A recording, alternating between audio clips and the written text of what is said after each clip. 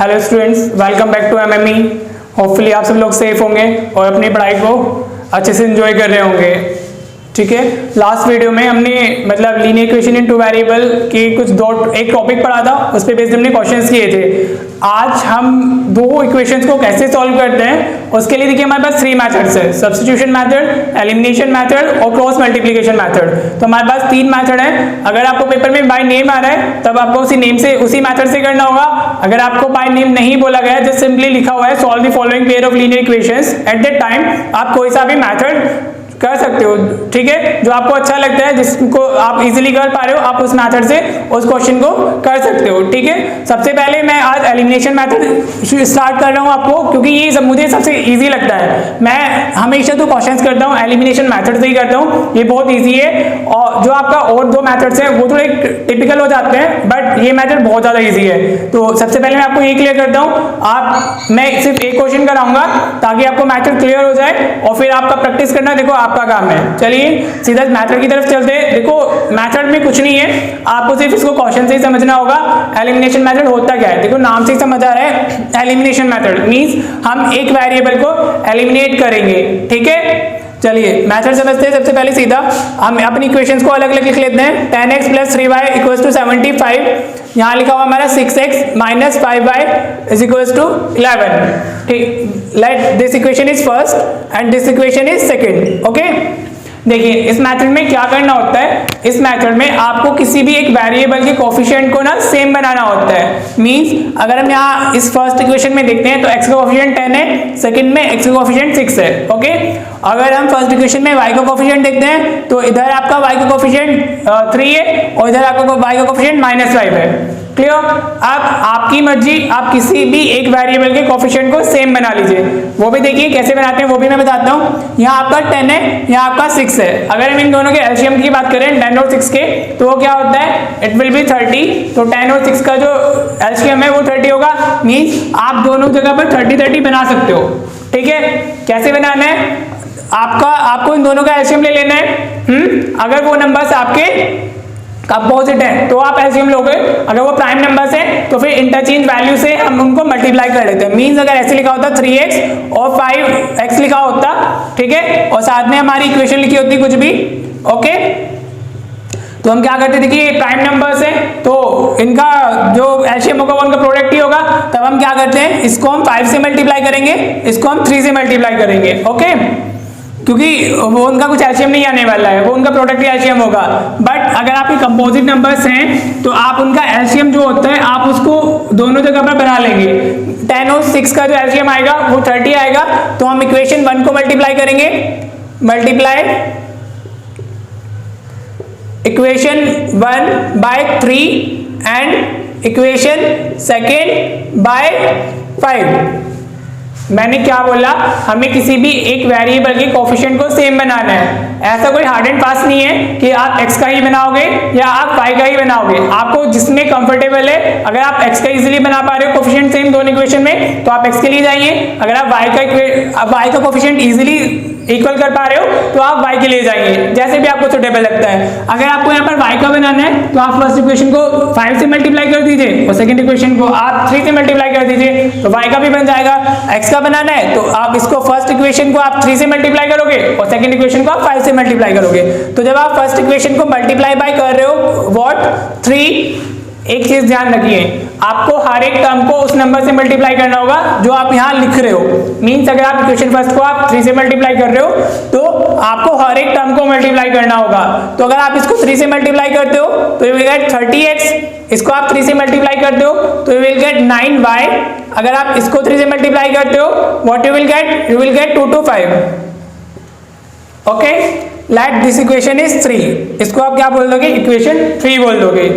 Clear? आप second equation को किससे मल्टीप्लाई कर रहे हो, आप इसको 5 से मल्टीप्लाई कर रहे हो। नाउ अब आपको हर एक टर्म को 5 से मल्टीप्लाई करना होगा, आपको इसको ध्यान देना है। अगर आप किसी इक्वेशन को मल्टीप्लाई कर रहे हो किसी नंबर से तो उसकी हर एक टर्म, वो चाहे एलएचएस में लिखी हुई हो या आरएचएस में लिखी हुई हो, हर एक टर्म को मल्टीप्लाई करते हैं। तो अगर आप 6x को 5 से मल्टीप्लाई करते हो तो you will gate 30x। Okay, अगर आप 5 को मल्टीप्लाई करते हो 5 से तो यू विल गेट -25y। अगर आप 11 को 5 से मल्टीप्लाई करते हो तो आपको 55 मिलेगा। Clear? Now let this equation be 4। ये इक्वेशन हमारी 4 हो गई। अब हमारे पास अगर हम थर्ड और फोर्थ इक्वेशन को देखते हैं अपनी, तो हमारे पास जो x का कोफिशिएंट है वो दोनों इक्वेशन में सेम है, विच इज 30। क्लियर? अब इस मोमेंट पे आपको क्या करना है, अगर आपका साइन सेम है, यहाँ पे हमारा सेम है मींस +30 इधर है, +30 इधर है, एट दैट टाइम आपको इक्वेशंस को सब्ट्रैक्ट करना होगा। आप थर्ड को फोर्थ से मल्टीप्लाई करो, सब्ट्रैक्ट करो, या फोर्थ को थर्ड से, इसमें कोई आपको प्रॉब्लम वाली बात नहीं है। नाउ राइट लेट इक्वेशन, मैं सब्ट्रैक्ट कर रहा हूं equation third minus equation fourth. मैं फोर्थ इक्वेशन को सब्ट्रैक्ट कर रहा हूं फ्रॉम इक्वेशन थर्ड। देखिए सब्ट्रैक्ट करने के लिए कैसे लिखना होगा आपको, पहले दोनों इक्वेशंस को लिख लीजिए। 30x + 9y = 225, इधर भी लिख लीजिए 30x - 25y = 55। क्लियर? जब हम माइनस करते हैं तो जो नीचे वाली वैल्यूज होती है इनका साइन चेंज हो जाता है, मींस जो नीचे मतलब इस इक्वेशन की वैल्यूज है इनका साइन चेंज हो जाएगा, जो भी टर्म्स है, मींस ये -30x हो जाएगा, ये +25y, ये -55। प्लस को हम माइनस लिख देंगे, माइनस को हम प्लस लिख देंगे। क्लियर? आप देखिए ये कैंसिल हो जाएगा, 30x - 30x तो कैंसिल आउट, ये 9y + 25y। See the pronunciation देखिए मैं क्या बोल रहा हूं, अभी -25y नहीं रह गया है, नाउ दिस इज +25y, तो ये ऐड होगा 9 + 25, यू विल गेट 34y है। Okay, this is 34y। अब 225 - 55 क्या लिखा हुआ है, 225 - 55, तो अब इसको सब्ट्रैक्ट कर लीजिए, आपको मिल जाएगा 0 170। ठीक है? क्लियर? नाउ 34 डिवीजन में जाएगा, y = 170 अपॉन 34, क्या वैल्यू आ जाएगी, 5 आ जाएगी, तो y वैल्यू इज 5, y की वैल्यू कितनी आ गई, 5। आपको सीधा इतना करने पर एक वेरिएबल की वैल्यू मिल जाती है। अभी जब आप और मेथड्स देखोगे तो आपको समझ आएगा कि एलिमिनेशन मेथड बहुत ज्यादा इजी होता है। अभी आप फर्स्ट टाइम समझ रहे हो तो हो सकता है आपको थोड़ा बहुत टफ लगे या कैलकुलेटिव लगे, बट ऐसा बिल्कुल नहीं है, this is the easiest method. Okay, now आपके पास एक मतलब y की वैल्यू आ गई है, अब आपके पास 4 इक्वेशन है, आप किसी भी एक इक्वेशन में पुट कर दीजिए, आपको x की वैल्यू मिल जाएगी।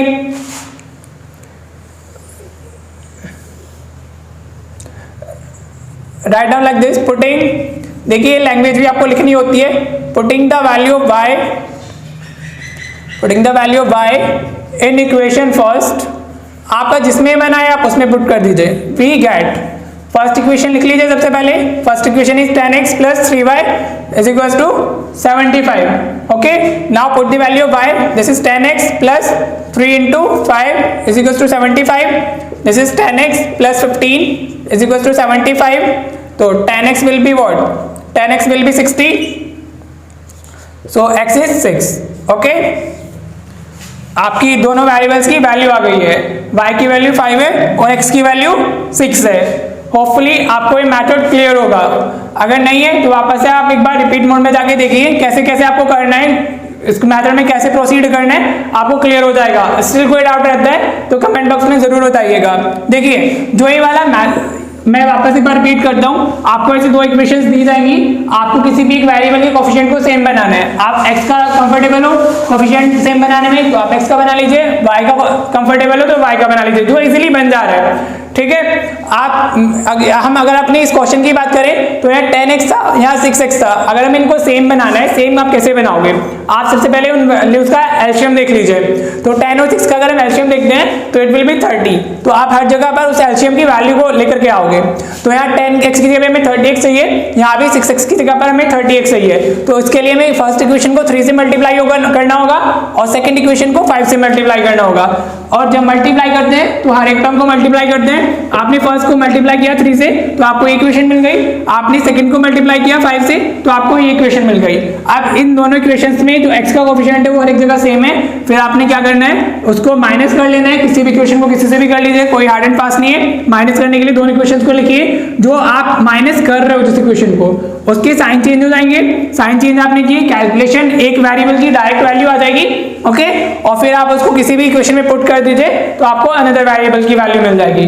Clear? This is the method which is known as elimination method. आप देखिए, अगर आपको यहाँ पर डाउट आता है कि आपको सब्ट्रैक्शन में कोई प्रॉब्लम आ रही है तो सी आप इसको वैसे जो सही तरीका होता है वो यही होता है, and this is easy also, तो आपको इजीली वैल्यू मिल जाएगी। बट मैं एक वे और यहाँ पर आपको बता देता हूँ कि इसके बाद वाले स्टेप को आप कैसे और जा सकते हो। तो take the screenshot of this and now I am proceeding with the another method. आप इसका स्क्रीनशॉट ले लीजिए। अब मैं आपको इसकी जगह पर दूसरे तरीके से कैसे करना है वो बता देता हूँ, ठीक है? आप देखिए, आप क्या कर रहे हो, इक्वेशन 3 से इक्वेशन 4 को माइनस कर रहे हो। तो सबसे पहले आप उसकी लेफ्ट हैंड साइड को लिख लीजिए 30x प्लस 9y। अब आप माइनस कर रहे हो, लेफ्ट हैंड साइड से लेफ्ट हैंड माइनस होती है, राइट हैंड साइड से राइट हैंड माइनस होती है। तो माइनस, अब हमारी ये वाली राइट हैंड साइड है, तो फोर्थ इक्वेशन की, तो 30x माइनस 25y। ठीक है, क्या करना है, माइनस का साइन यूज करना है और इस वैल्यू को हमेशा ब्रैकेट में लिखना है। समझ गए? अगर आप ब्रैकेट यूज नहीं करते हो तो देयर आर चांसेस कि आपका क्वेश्चन गलत हो जाए। सेम एज आपको क्या करना है, आपको लेफ्ट हैंड साइड को भी माइनस करना है। आप इस फॉर्म में लिख सकते हो। तो ब्रैकेट सॉल्व कीजिए सबसे पहले 30x प्लस 9y।